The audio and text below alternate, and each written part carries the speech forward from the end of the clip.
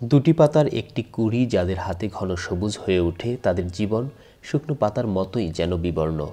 দুবার স্বাধীনতা দেখলেও পায়নি ভূমির অধিকার।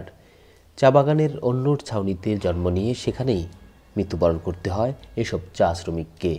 প্রায় 150 বছর আগে ব্রিটিশ সরকার ভারতের বিভিন্ন রাজ্য থেকে বিভিন্ন সম্প্রদায়ের মানুষ এনে মৌলভীবাজার ও সিলেট অঞ্চলে গড়ে তুলেছিল চা বাগান। এরপর এই চা বাগানের সীমানাতেই অদৃশ্য শিকলে বন্দী। পার হয়েছে 4টি প্রজন্ম।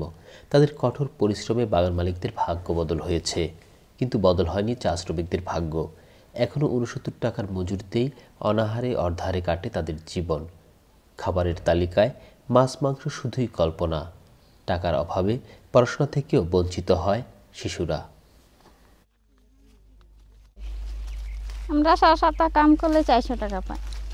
টাকা দিয়ে চলে 3 দিনের খোরাকি ওই 4 দিনে অনেক কোনো রুজি করে আনিয়ে খায়, ঋণ ধার করিয়া খায়। আটা রুটি খাই, 2 বেলা রাতে এতটা ভাত খাই, ডাল দিয়া কিবা আলু দিয়া। কষ্ট করিয়া কেন রকম থোড়া থোড়া খাইয়া দিনটা কাটি।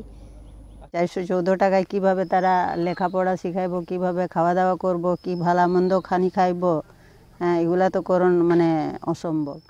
চা বাগানের পাশেই চা শ্রমিকদের মাথা গোজার আশ্রয় লেবার লাইন। একটি পরিবারের বসবাসের জন্য অধিকাংশ ক্ষেত্রেই একটি কক্ষ বরাদ্দ। সেখানেই গরু ছাগল হাঁস মুরগির সঙ্গে একত্রে বসবাস। অন্য কাজে গেলে বাগানের তালিকা থেকে চা শ্রমিকদের নাম কাটা যাবে। তখন বাগানের লেবার লাইনে মাথা গোজার শেষ আশ্রয়টুকু হারাতে হবে।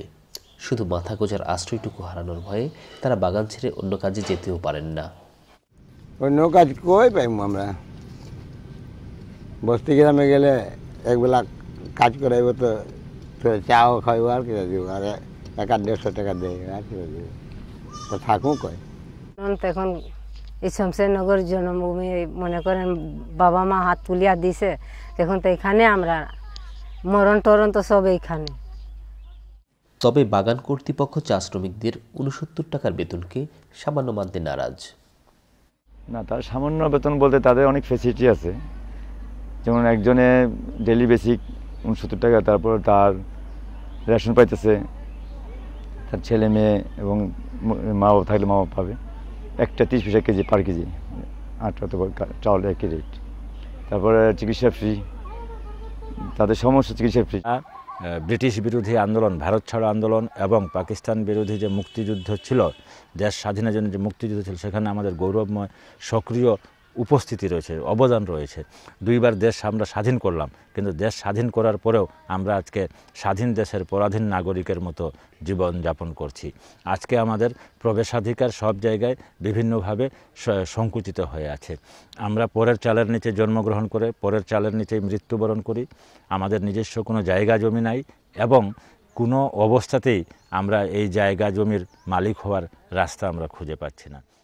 গবেষকরা বলছেন, ন্যায্য মজুরির পাশাপাশি উপযুক্ত শিক্ষাই পারে বাগানের অদৃশ্য শেকলের বন্দি জীবন থেকে তাদের মুক্তি দিতে।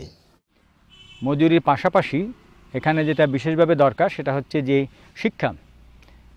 চা বাগানগুলোতে সরকারি প্রাথমিক বিদ্যালয় বা সরকারি হাই স্কুল এখানে অত্যন্ত সীমিত, বলতে গেলে নেই।